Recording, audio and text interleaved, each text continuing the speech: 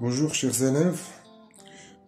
Comme d'habitude, nous sommes très contents de vous retrouver dans nos présentations. Cette fois-ci-là, je vous propose un nouveau chapitre, une nouvelle leçon en économie générale et statistique, en relation bien sûr avec votre programme de deuxième année de baccalauréat, que ce soit pour la filière sciences économiques ou la filière sciences de gestion comptable. C'est les agrégats de la comptabilité nationale, un chapitre qui est important également, faisant partie de votre programme.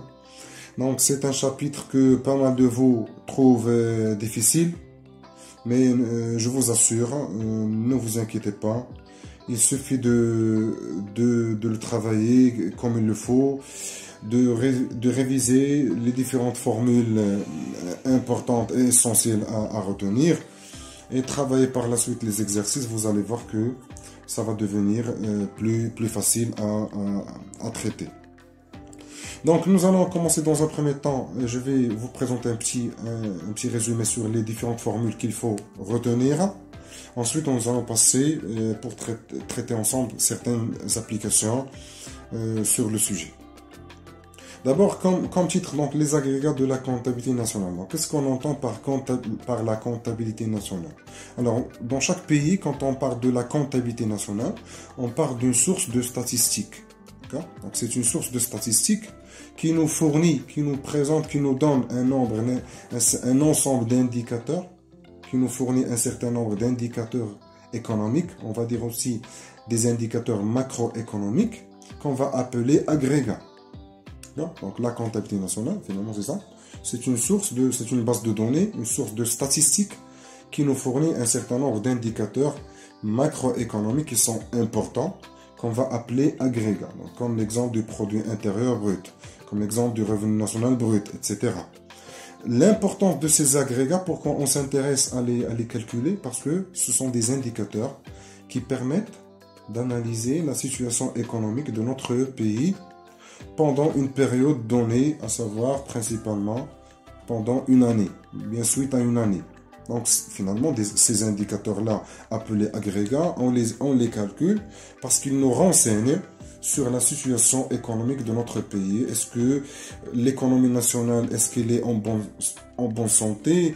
Est-ce que l'évolution de notre économie, est-ce que ça évolue favorablement? Est-ce que ça évolue défavorablement? Ça permet également de faire des comparaisons avec d'autres pays, entre notre économie et l'économie des autres pays, etc. Donc finalement, c'est pour cette raison que c'est intéressant de calculer et d'interpréter les agrégats de la comptabilité nationale. Alors, nous allons commencer avec les principales catégories de ces agrégats-là. Donc, en fonction de votre programme, donc ces agrégats touchent soit la production, soit le revenu, soit la dépense, soit l'épargne. Donc, pour les agrégats de la production, il faut analyser le produit intérieur brut. Pour les agrégats du revenu, il faut traiter deux éléments, le revenu national brut et le revenu national brut disponible. Au niveau de la dépense, ce sont les dépenses de consommation finale. Et le deuxième élément, la formation brute de capital fixe. Pour les agrégats de l'épargne, vous avez l'ENB, l'épargne nationale brute, et la capacité aux besoins de financement, le CBF. Donc CBF, c'est-à-dire capacité aux besoins de financement. Donc c'est ça les principaux indicateurs, ou bien les principaux agrégats font partie de votre programme. Mais il y a aussi, on va ajouter également trois éléments dont nous aurons besoin pour répondre aux différentes questions, à savoir le taux d'investissement, le taux d'épargne ou même le taux de croissance économique. Donc là, normalement, il faut ajouter, donc c'est le taux de croissance économique. On va le voir par la suite. Donc on va commencer avec les agrégats de la production. C'est le produit intérieur brut. Donc là, vous avez, en termes de formule, vous avez trois optiques, ou bien trois approches. L'optique production, l'optique revenu, l'optique demande. Donc là, il y a trois formules qu'il faut retenir. Au niveau de l'optique production, le produit intérieur brut est calculé grâce à la formule sigma valeur ajoutée, donc la somme des valeurs ajoutées, plus les impôts sur les produits nets de subvention. Donc ici, le point essentiel, c'est la somme des valeurs ajoutées. Et quand on dit en économie, le total, bien la somme des valeurs ajoutées, en d'autres termes, c'est la somme des valeurs ajoutées réalisée par les différents secteurs. Donc la somme des valeurs ajoutées, la valeur ajoutée agricole, plus la somme des valeurs ajoutées réalisées au niveau du secteur secondaire, plus la somme des valeurs ajoutées réalisées dans le secteur tertiaire, à savoir le secteur services et activités commerciales. On peut même écrire d'une autre manière, donc sigma valeur ajoutée peut également être écrit sous forme de sigma valeur ajoutée agricole et sigma valeur ajoutée non agricole. Finalement, c'est ça la formule qu'il faut retenir. On va voir par la suite sur des exemples plus concrets. Pour la deuxième optique, c'est l'optique revenu. Là, on va mesurer le PIB par la somme des revenus distribués. Quand on dit ici en économie l'ensemble des revenus distribués, on parle de c'est la rémunération des salariés, plus les impôts, donc impôts sur les produits et les importations, donc les impôts au total, plus ce qu'on appelle l'excédent brut d'exploitation et revenu mixte brut, moins les subventions. Donc là, comme vous constatez, on a des notions comptables, comme l'excédent brut d'exploitation, les revenus mixtes bruts, les subventions, impôts sur les produits et les importations, donc ce sont des notions comptables, mais ici, le plus important, c'est de mettre devant nous la formule et de voir comment l'appliquer et comment lire les résultats obtenus. Donc, on la laisse de côté. On passe à la troisième approche, ou bien à la troisième optique, c'est ce qu'on appelle l'optique demande. Là, vous avez bien sûr certainement, vous avez vu cette formule-là. Donc, le PIB est égal aux dépenses de consommation finale, plus la formation brute du capital fixe, plus la variation du stock, plus exportation, moins importation. Donc ici, exportation de quoi? Exportation de biens et services. Moins importation de quoi? Importation de biens et services. C'est important de le signaler. Donc, dans cette formule-là, c'est une formule qui est souvent demandée dans les examens nationaux. On peut dégager de cette formule, puisque c'est l'optique demande, on peut dégager ce qu'on appelle la demande intérieure. Donc, quand on fait la somme des trois premiers éléments, dépenses de consommation finale plus FBCF plus variation de stock, dans ce qu'on appelle la demande intérieure. Et la demande extérieure nette, c'est les deux derniers éléments, à savoir les exportations. Quand on fait exportation moins importation, là ça donne ce qu'on appelle la demande extérieure nette. Il y a également une autre notion, la notion d'investissement national, ou appelé également, donc ces 2 dernières années, on commence à parler de la formation brute du capital, la FBC. Et là, quand vous entendez parler de FBC, donc c'est quoi la FBC? C'est la FBCF plus la variation du stock, c'est-à-dire que c'est ces deux éléments réunis à la fois, donc les deux éléments dans ce qu'on appelle la FBC ou l'investissement national. On laisse ça de côté, on passe vers les agrégats de revenus, puisqu'ici on survole un peu les principales formules qu'on a dans ce chapitre-là. Pour le revenu national brut, on le calcule à partir du PIB, donc RNB c'est le PIB plus les revenus de la propriété nette en provenance de l'extérieur. On peut écrire de façon plus résumée RNB, c'est le PIB plus RPNE, revenu de la propriété nette de l'extérieur. Donc, on la met devant nous.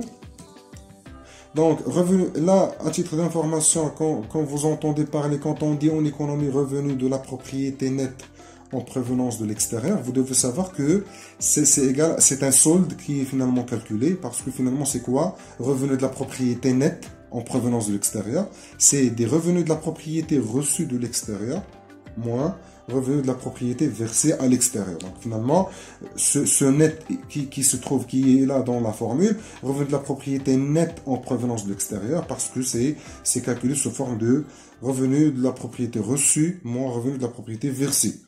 Voilà. Pour le deuxième agrégat du revenu, c'est le revenu national brut disponible. Donc là, il y a deux formules. Donc à partir du PIB, donc, le revenu national brut disponible RNBD, c'est le PIB plus les revenus de la propriété nette en provenance d'extérieur, c'est-à-dire ce qu'on a vu au niveau du RNB, mais plus, donc la nouveauté, c'est qu'on va ajouter, quand on va calculer RNBD, c'est-à-dire revenu national brut disponible, donc ce disponible-là doit nous pousser à ajouter les transferts courants nets en provenance de l'extérieur. Quand on résume la formule, quand on utilise les abréviations, on a comme formule RNBD, c'est le PIB plus RPNE, c'est-à-dire revenu de la propriété nette de l'extérieur plus TCNE, transfert courant net de l'extérieur. On peut même obtenir comme formule PIB plus revenu et transfert net en provenance de l'extérieur. C'est-à-dire que les revenus de la propriété, ils peuvent être réunis avec les transferts courants. On peut les rassembler et donc obtenir un seul, garder un seul élément et dire revenus et transfert net en provenance de l'extérieur. C'est une première formule qui permet de calculer le RNBD à partir du PIB. Il a aussi une deuxième formule que vous devez également retenir. C'est le calcul du RNBD à partir des dépenses de consommation finale. Là, on a comme formule dépenses de consommation finale plus épargne nationale brute. Là, ce sont deux formules qui permettent de calculer le RNBD. On le laisse de côté. On passe vers les agrégats de l'épargne. Vous avez deux éléments importants. L'épargne nationale brute, on va le déduire à partir de ce qu'on vient de voir, à partir de la formule de RNBD. Donc, l'épargne nationale brute, ENBD égale au RNBD moins dépenses de consommation finale. Et un autre élément qui est important quand on parle de ce qu'on appelle la capacité ou le besoin de financement. Donc, en économie, en termes d'agrégat, quand on dit capacité ou besoin de financement, c'est une formule qu'il faut appliquer directement. C'est, en d'autres termes, c'est ENB, l'épargne nationale brute. On doit ajouter les transferts nets en capital et retrancher l'investissement national. Et là, l'investissement national, on vient de le voir au niveau de la formule du PIB par l'approche de la demande. Là, au niveau de cet élément-là, on aura deux situations, soit quand on fait le calcul, quand on ajoute le ENB plus les transferts nets en capital et moins l'investissement national, soit le résultat est positif, là on va parler d'une capacité de financement, soit le résultat est négatif, là on va parler d'un besoin de financement. D'accord? Pour les autres indicateurs, enfin, les autres indicateurs importants qu'il faut également réviser, on a ce qu'on appelle le taux de l'épargne, le taux d'épargne, donc on le calcule, on prend l'ENB, l'épargne nationale brute, on le divise par le PIB et on multiplie par 100.